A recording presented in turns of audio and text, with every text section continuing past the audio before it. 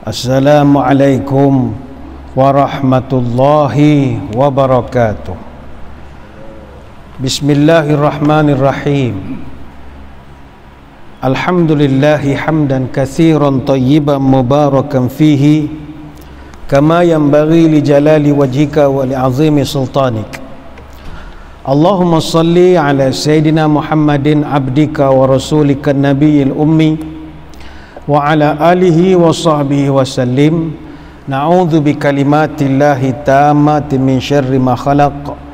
Bismillahilladzi la yadurru ma ismihi syai'un fil ardi wa la fis sama' wa huwa samiul alim. Allahumma idfa'na al-waba wal ghala wal riba waz zina wal mihan wa su'al fitan ma zahara minha wa ma batan an baladina hadza khasatan wa an sa'iril biladil muslimina amatan ya rabbal alamin. Nawaitu ta'alluma wa ta'lim wa tazakkura wa tazkir ibtigha'a wajhillah wa mardatihi wa qurbihi wa thawabihi lillahi ta'ala. Yang dihormati para pegawai dan sukarelawan Masjid Negeri Sultan Ahmad I Kuantan, tuan-tuan guru, para alim ulama, para habaib, muslimin muslimat, hadirin hadirat, tuan-tuan puan-puan, mudah-mudahan dirahmati Allah sekalian.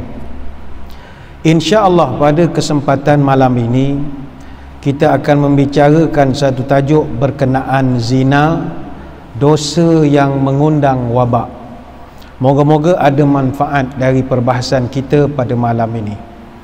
Hadirin hadirat sekalian, ada satu hadis yang direkodkan oleh Al-Hafiz Al-Munziri rahimahullah.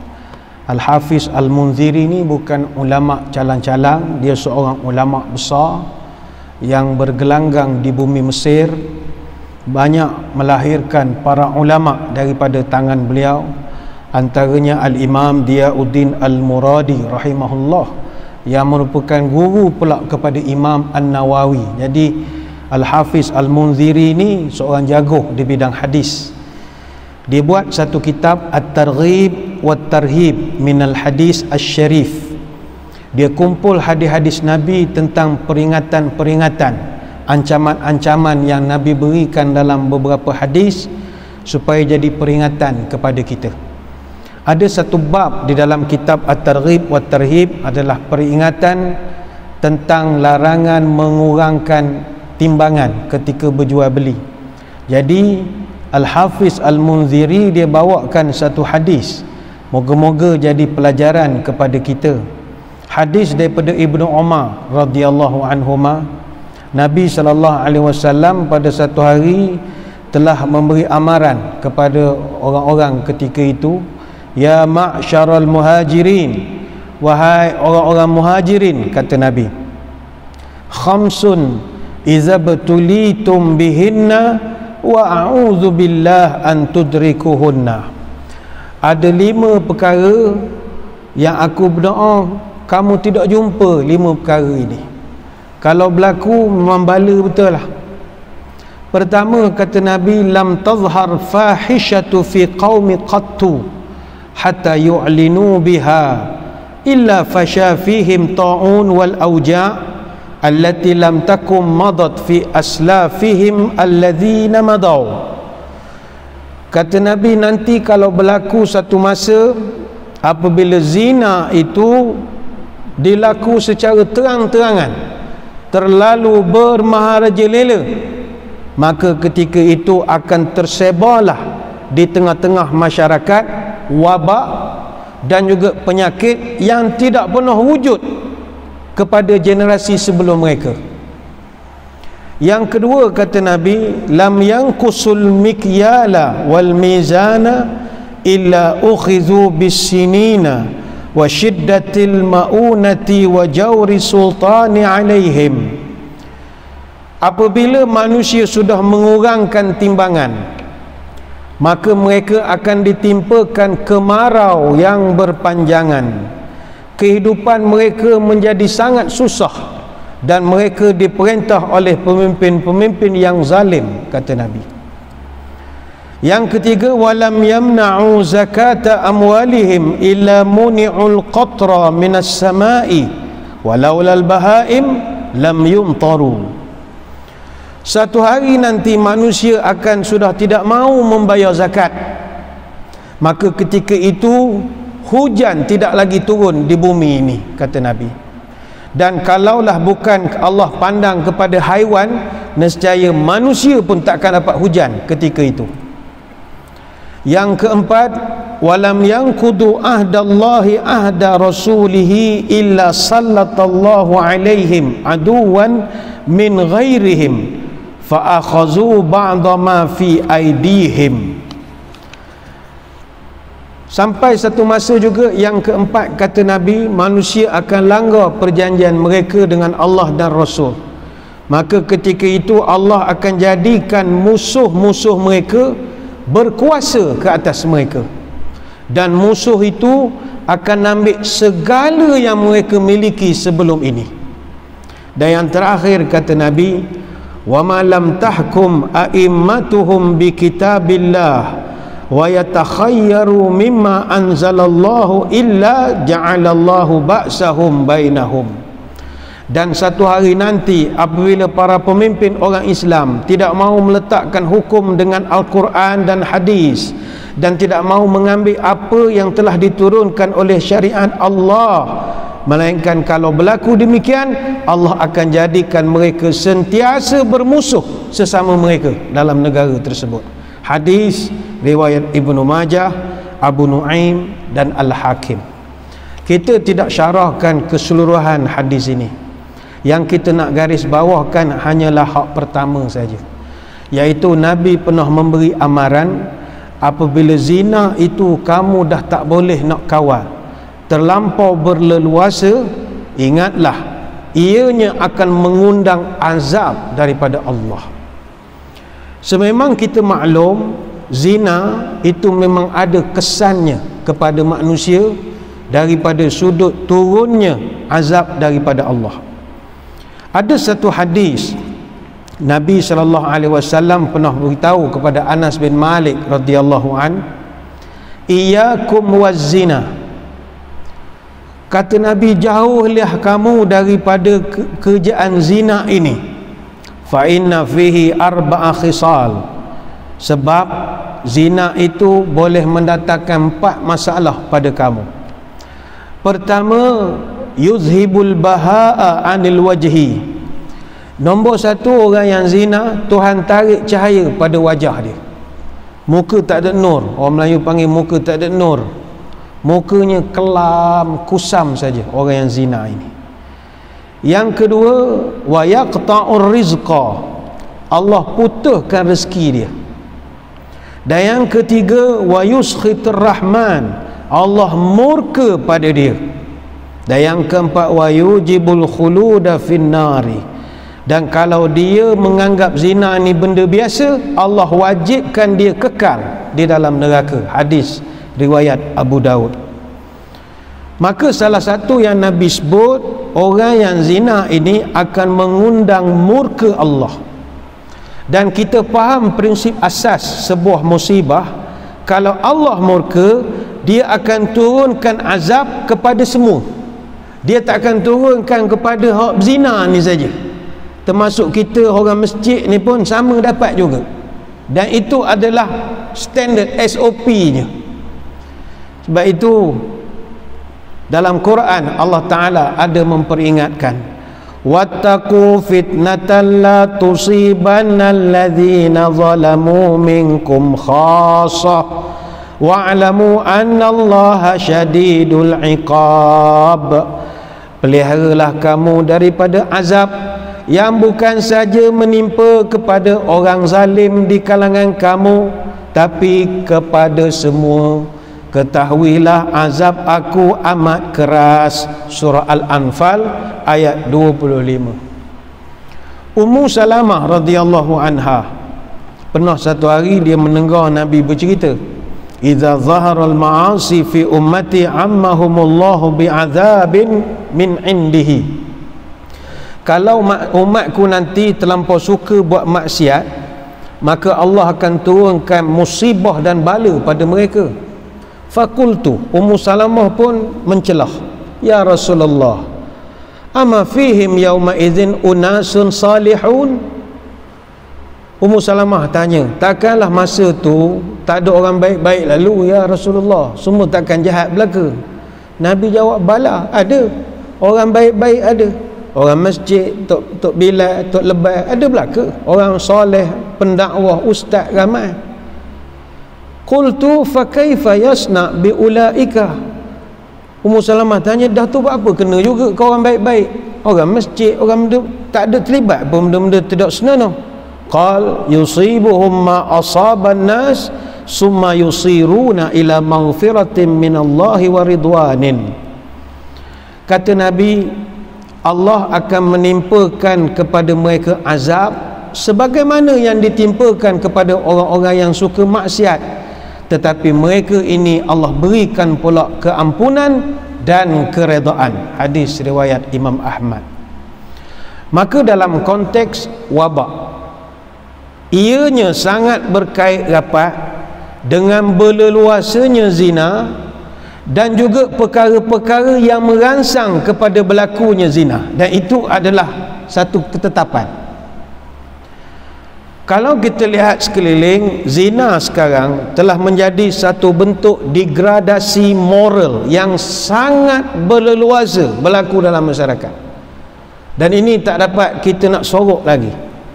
Orang tua pun sebut apa tanda burung perempat, mendedah bunga di mana-mana, apa tanda kiamat dekat, orang berzina di mana suka. Kita kalau nak tahu zina ni banyak ataupun tidak, kena ada indikator dia. Antara indikator paling mudah, tengok orang kena HIV, tengok orang kena penyakit HIV. Selain daripada masalah dadah, purata 9 individu dijangkiti HIV setiap hari di negara ini, dengan 2/3 daripadanya dapat menerusi hubungan zina, seks. Dan kerajaan kena belanja 80 juta tiap-tiap tahun untuk nak sediakan ubat dan juga rawatan kepada lebih 150,000 individu yang dijangkiti HIV ini, tak termasuk 67,454 penagih yang terima suntikan IDU. Ni kita tak cerita ini. Kita cerita yang kena HIV kerana faktor zina. Tuan-tuan yang kerap menonton televisyen, buletin utama, berita TV1, berita bernama Awani, macam-macam, berapa banyak berita kita tengok PDRM tumpahkan sindiket pelacuran. Hari-hari ada. Termasuk musim-musim PKP, baru beberapa hari lepas PDRM berjaya tumpahkan sindiket. Dia tawar package 6 kali bayar, 1 kali percuma. Macam car wash dia buatnya. Dia buat di hotel 3 bintang.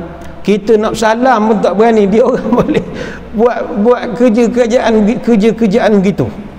Tapi booking pakai WeChat, pakai MiChat, benda kita tak berhenti benda gitu. Kita ucap tahniah lah kepada PDRM yang berusaha nak menumpahkan sindiket. Tuan-tuan cari ops noda. Ops noda itu macam-macam, dia tangkap sana tangkap sini. Dan data juga menunjukkan kes-kes jangkitan seksual, dia panggil STI, sexual transmission infection ini, contohnya syphilis, gonorrhea, ini antara masalah yang makin meningkat, khususnya di kalangan wanita. Bukan sebab wanita itu jahat, tapi dia dapat daripada suami dia yang tak senonoh. Mana suaminya makan luar, cari perempuan tempat lain, artinya zina berleluasa. Dan data daripada Kementerian Kesihatan tahun lepas saja ada 665 kes gonorrhea dan ada 453 kes syphilis yang direkodkan. Dan trend terbaru yang kita khawatir, ada 1553 kes HIV yang melibatkan hubungan sejenis, laki dengan laki, perempuan dengan perempuan. Ada 1313 kes melibatkan zina yang biasa, laki dengan perempuan. Adakah ini semua yang berlaku tidak mengundang murka daripada Allah? Pasti Allah murka. Tapi inilah suasana akhir zaman. Sebab itu dalam satu hadis kata Anas bin Malik, Nabi pernah menyebut, inna min asyratis sa'ah wa yadhharuz zina. Antara tanda kiamat ni dah makin nak dekat, atau bumi ni akan dikiamatkan, adalah apabila zina ini bermaharajalela.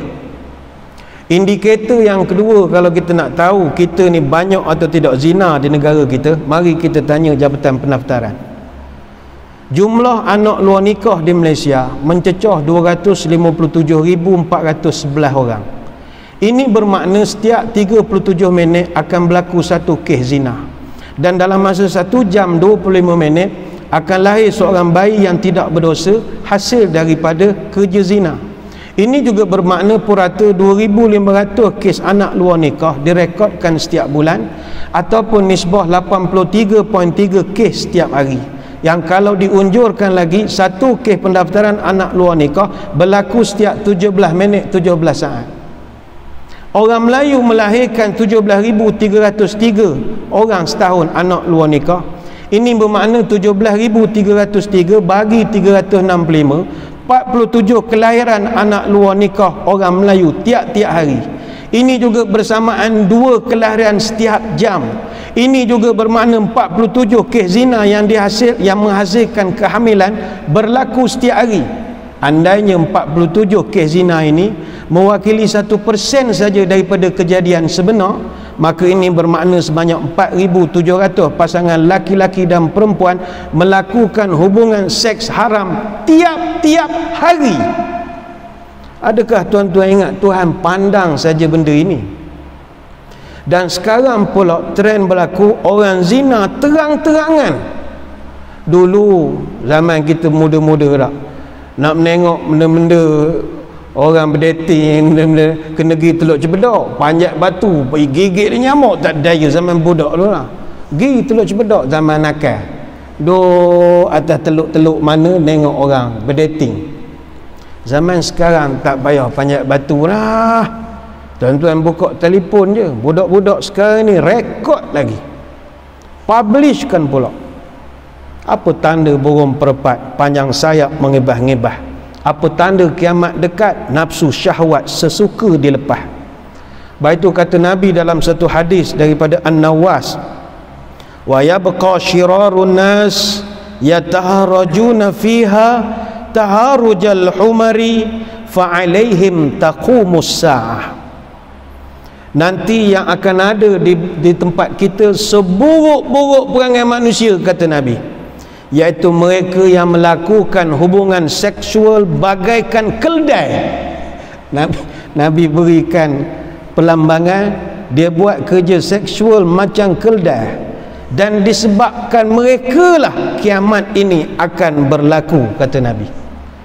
Para ulama kaji hadis ini, mereka mengatakan, kalau contoh dalam syarah An-Nawawi, Nabi guna perkataan yatahajaruna. Al-harju maknanya semakin banyak, semakin luas. Orang buat tu makin suka-suka hatilah secara terbuka. Ada satu hadis, kata Abu Hurairah, Nabi bercerita, walladhi nafsi biyadihi la tafna hadhihi al-ummah hatta yaquma ar-rajulu ila al-mar'ati fayaftarishuha fi at-tariq fayakuna khiyaruhum yawma idzin yaqul law wa ra'aitaha wara'a hadzal ha'id. Demi Allah, kata Nabi, takkan hancur bumi ini sehinggalah muncul orang laki-laki melakukan hubungan seksual dengan orang perempuan dekat jalan, kata Nabi. Dekat jalan-jalan saja, bukan di rumah lagi dah, kat taman, tepi jalan, parking kereta, depan pantai. Orang panggil kereta rosak, kereta rosak, no, malam minggu. Dia buat secara public, sehingga kan fayakun khiyaruhum yauma idzin yaqul, sehingga kan orang-orang yang paling baik di antara kita ketika itu akan berkata, hai, tutuplah sikit, malu korang. Sampai begitu, kata Nabi. Sampai kata Nabi, wa ra'aitaha wara'a hadzal ha'id, kalaulah ada tembok di sini. Sampai begitulah.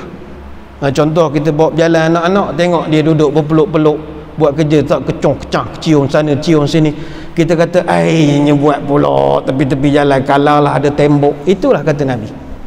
Ini hadis daripada Abu Ya'la. Dan yang lebih teruk, kata Nabi, yang punca jadi azab boleh turun ni bila orang halalkan pula zina. Kata dia, benda masalahnya kita kalau setakat nak minum susu tak payah bela lembu, beli je. buat benda bela lembu semata-mata nak minum susu. Artinya kalau setakat hubungan seksual tak payah kahwin, komitmen. Baik kita pakai PPE, personal protective equipment katanya, buat benda yang patut, tak payah. Ini menghalalkan. La yakunanna min ummati aqwamun yastahilluna al-hirra wal harir. Akan ada di kalangan umatku yang akan menghalalkan dua perkara. Pertama zina, yang kedua sutera, kata Nabi. Hadis riwayat Imam Bukhari. Sebab itu budaya melakukan zina ataupun hubungan seksual secara terang-terangan ini mungkin di tempat kita tidak begitu banyak. Ketara ada sikit-sikit lah dekat tepi-tepi laut, tepi pantai. Tapi kalau di barat memang patutlah kalau turun wabak sekarang ni satu dunia. Budaya zina merata-rata ni dah tak boleh kontrol. Dia dipanggil budaya cottaging. Cottaging ini dia ada satu kelompok dipanggil doggers. Doggers ni ambil perkataan anjing. Mana dia buat kerjaan macam anjing. Tuan-tuan kan pernah nampak anjing buat kerja tepi jalan. Dia suka buat kerja tempat awam. Bahkan menjadi satu yang mencabar bagi mereka kalau dapat lakukan hubungan seksual secara publik. Ini macam satu benda yang adrenalin, dia jadi satu mencabar lah. Di Scotland ada rekod menunjukkan daripada 260 buah taman bunga, 60% taman bunga jadi lokasi doggers. Sampaikan kerajaan mereka terpaksa wujudkan Akta Kesalahan Seksual tahun 2003. Dia buat di bangku-bangku taman-taman. Di tempat kita tak ada lagi lah, terajang di MPK, terajang di penguatkuasa ada lagi. Tapi kalau di luar begitu banyak. Di Australia ada orang dia akan buat kerja seksual ni tepi jalan raya supaya dia harap boleh masuk dalam Google Map Street View. Ada. Ini satu challenge. Dia kata kan Google Map kita boleh street view, boleh tengok masjid negeri dari arah jalan. Jalan mahkota kita boleh nampak. Ada rezeki kadang nampak kereta tuan-tuan pun ada. Jadi bagi dia kalau dapat masuk di dalam peta itu satu kehebatan luar biasa. Tuan-tuan kalau rajin buat Google Street, pergi kat Jerman, Quebec, Manchester. Jangan carilah sekarang panah peti pula. Tapi itu antara negara bandar yang paling banyak orang buat kerjaan doggers ataupun cottaging ini. Tapi apa harga yang perlu kita semua bayar? Allah murka. Turun bukan turun kepada orang di Jerman, bukan turun pada orang Scotland, orang Kuantan pun kena. Inilah SOP-nya. WHO hari ini melaporkan ada 1 juta individu seluruh dunia dijangkiti penyakit-penyakit bawaan seks ini, STI ataupun sexual transmission infection ini. Tiap-tiap hari Siplis saja ada 260,000 kes di 30 buah negara. Saya bawakan angka-angka ini sebagai nak menunjukkan kalau apa yang sedang kita deritai sekarang ini kerana murka Allah, munasabah kita kena buat sesuatu.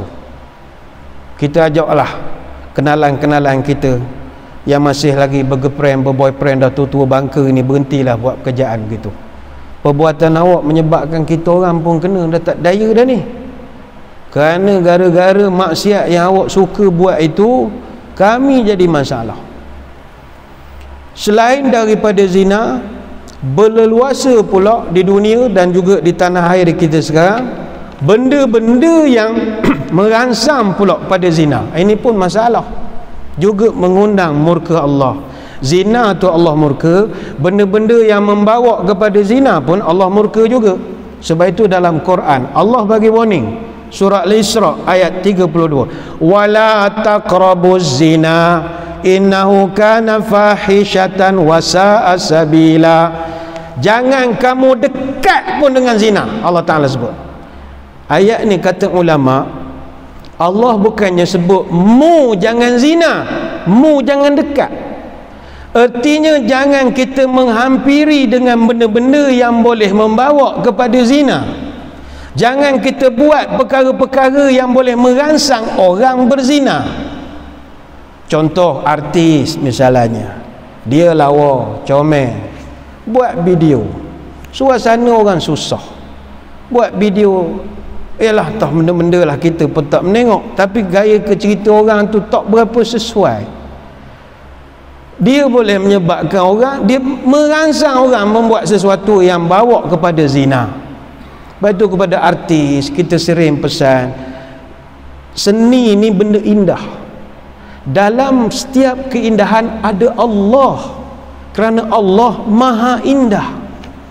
Jadi kita orang Islam tidak boleh menetap jati, papan di jauh, di belah-belah. Jangan ikut kehendak hati, kita di bawah perintah Allah. Sebagai orang Islam, kita tahu asal mula kejadian, tahu berpegang pada yang satu. Hamba tahu akan Tuhannya, makhluk tahu akan Khaliknya. Tahu hidup ada mati, tahu akhirat tempat berhenti. Tahu syahadat pangkal ibadat, tahu iman jadi pegangan. Tahu Islam penyelamat alam, tahu kaji sempurna budi.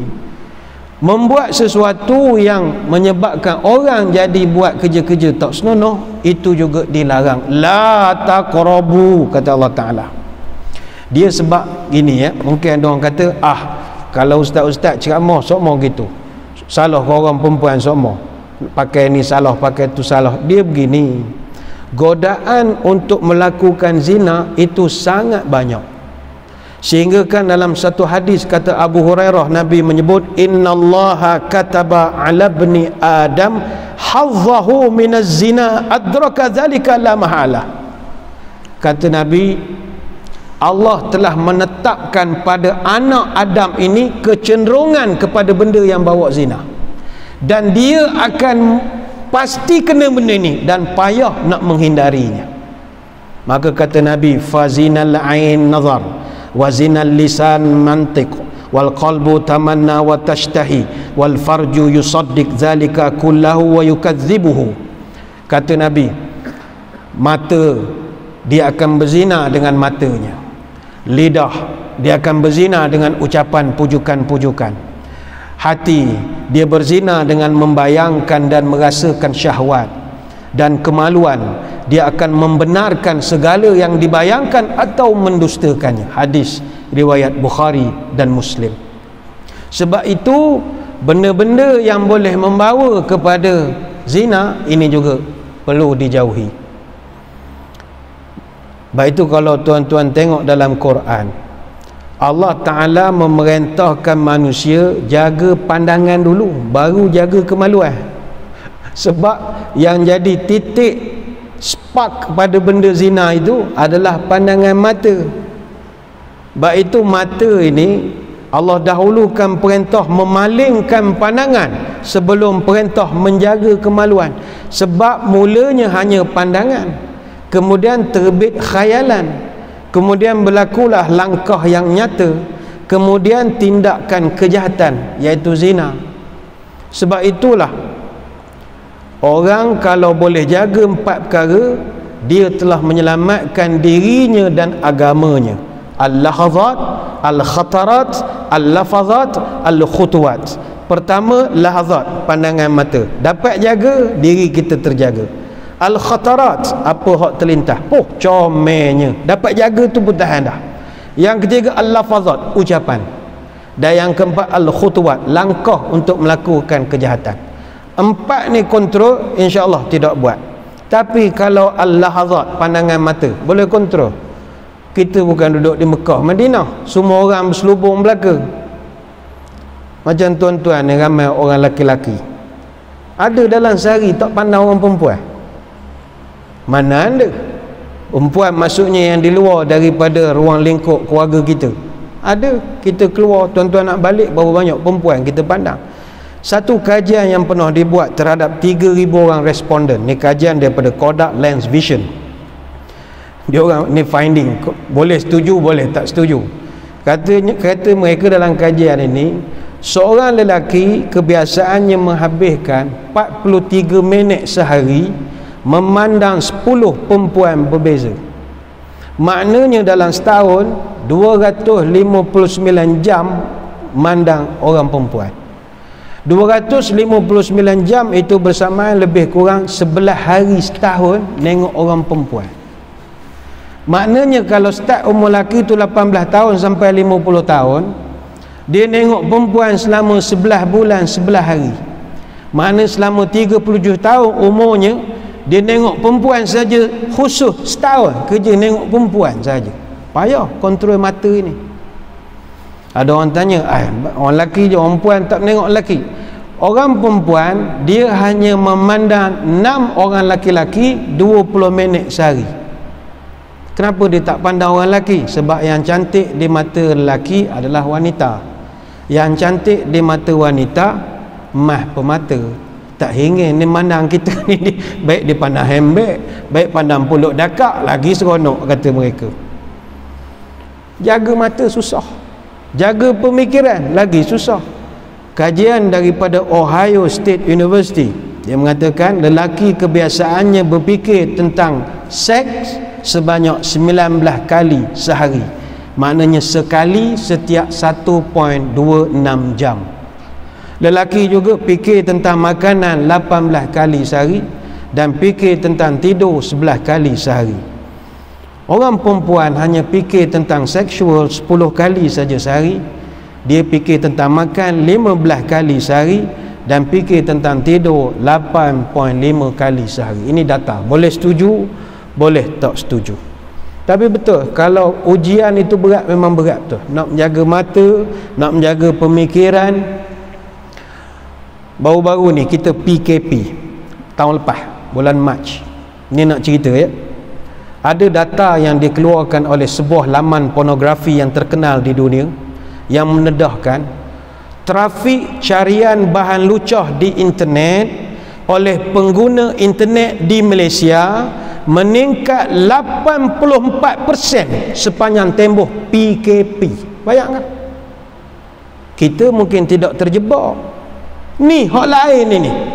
Meningkat 84%. Data itu meletakkan Malaysia di kedudukan 4 negara teratas di dunia selepas Slovakia, Bulgaria dan Ireland, serta negara nombor 1 di Asia yang paling kuat cari bahan ataupun video lucah. Kalau kena bala munasabah tak? Munasabah. Yang keluarkan data ni laman web tu sendiri. Dia kan bila orang banyak cari daripada web dia, dia dapat track daripada mana pengguna itu. Ada IP je. Dia tengok banyak pula Malaysia, orang Malaysia ni nak mencari cerita tak senonoh. Universiti Kebangsaan Malaysia ada buat satu kajian. Dia buat kajian 176 orang responden yang terdiri daripada pasangan yang sudah berkahwin umur 18 sampai 60 tahun. Dia punya finding juga munasabah kalau Tuhan murka. Dapatan mereka 35.2% daripada 176 responden menengok pornografi kurang daripada sekali seminggu. Mana nisbah mungkin sebulan sekali tengok. 63% mengaku tengok pornografi sekurang-kurang seminggu sekali. Macam sembahyang duha dia buat aja. Sekurang-kurang seminggu sekali nak menengok juga. 14.7% tonton pornografi 2 kali seminggu. 5.3% tonton pornografi 3-4 kali seminggu. Macam tengok berita pukul 8 dia buatnya. Dan ada 6.8% tengok pornografi lebih daripada 4 kali seminggu. Munasabah tak kalau Tuhan murka? Munasabah. Dapatan oleh iPrice Malaysia. Dia iPrice ni dia pasal consumer behavior. Dia kaji 18 Mac sampai 17 April tahun 2020. Kajian dia terhadap trend pembelian online mendapati permintaan terhadap alat-alat permainan seks. Dia panggil sex toy. Sama ada vibrator, hok ngegar dan macam-macam itu. Alat-alat perangsang seksual ini meningkat 347%. Orang order online. Permintaan terhadap alat penguji kehamilan meningkat 79%. Permintaan terhadap kondom naik 61%. Beli online. Oh mungkin suami isteri kot beli ustaz. Tak apalah, sangka baik lah. Ini bukan suruh percaya tak percaya. Angka tidak berbohong. Maka hadirin hadirat sekalian, marilah kita. Di awal tadi kita sebutkan, antara punca kemurkaan Allah, Allah turunkan wabak dan penyakit yang tidak pernah wujud sebelum daripada kamu adalah apabila zina dan budaya yang berkaitan dengan zina terlalu bermaharajalela. Marilah kita semua yang sudah pun dipanjangkan lagi tempoh PKP ini, sudah pastilah banyak masa terluang stay at home. Ingat Imam Asy-Syafi'i berpesan, wa nafsuka illam tushghilha bil haqq illa syaghaltaka bil batil. Ingat, kalau masa yang ada pada dirimu tidak diisi dengan benda-benda bersifat kebenaran, maka dia akan disibukkan dengan maksiat dan kejahatan. Isikanlah masa lapang kita dengan benda-benda berfaedah. Berusaha untuk khatam Quran misalnya. Baik itu kita selalu mewar-warkan, mai datang masjid. Kita masjid negeri waktu subuh, kita satu makrak kita baca supaya kita dapat khatam satu juzuk seminggu, khatam satu juzuk seminggu, khatam satu juzuk, supaya masa kita tak terisi dengan benda baik. Kalau ruang kosong banyak, maka situ syaitan akan masuk. Marilah kita supaya akhirat mendapat berkat, banyakkan takwa kepada Allah, jauhkan hawa nafsu serakah, jauhkan sifat bermewah-mewah, supaya akhirat tidak dipanggang, di tali Allah tempat berpegang. Petua diingat, amanah dikenang, banyakkan amal pagi dan petang. Supaya akhirat tidak diseksa, hidup jangan membuang masa. Buatlah kebajikan apa sahaja, beramal jangan menunggu senja. Supaya selamat di hari kemudian, duduk berakal, tegak beriman. Duduk bersaudara, tegak berkawan. Duduk beraja, tegak bertuan. Sekadar itulah sembang-sembang pada malam ini. Moga-moga apa yang kita bahaskan menjadi manfaat kepada kita bersama. Saya mengucapkan ribuan terima kasih di atas perhatian. Mohon maaf sebarang kekurangan. Mudah-mudahan kita bertemu pada lain-lain kesempatan. Sebelum berpisah, marilah kita menadah tangan berdoa. Moga Allah angkatlah segala kemurkaan dan wabak ini dan mengembalikan kita seperti sedia kala. A'udzubillahi minasyaitonirrajim. Bismillahirrahmanirrahim. Allahumma rizuk baladana Pahang Darul Ma'mur khasatan wasair biladil muslimina amatan as-sakha wan nama war rakha wahfazha bihifzika min kulli makruh ya rabbal alamin. Allahumma inna na'udzubika minal baras wal junun wal juzam wa min sayyi'il asqam wa na'udzubika kalimatillahi tammati min syarri ma khalaq ya kafi ya syafi ya wafi ya hamid ya majid. Idfa' anna kulla ta'bin syadid waqfina minal hadi wal hadid wal marad syadid واكشف عنا من البلاء ما لا يكشفه غيرك. اللهم إنا نستغفرك إنك كنت غفارا. تحصنا بذي العزة واعتصمنا برب الملكوت وتوكلنا على الحي الذي لا يموت. اللهم اصرف عن ولاية Pahang Darul Ma'mur وماليزيا وسائر بلاد المسلمين هذا الوباء وقنا شر الداء ونجنا من جميع أنواع البلاء بلطفك يا لطيف إنك على كل شيء قدير. سبحانك اللهم وبحمدك نشهد أن لا إله إلا أنت نستغفرك ونتوب إليك. وصلى الله على سيدنا محمد وعلى آله وصحبه وبارك وسلم والحمد لله رب العالمين. وبالله التوفيق والهداية.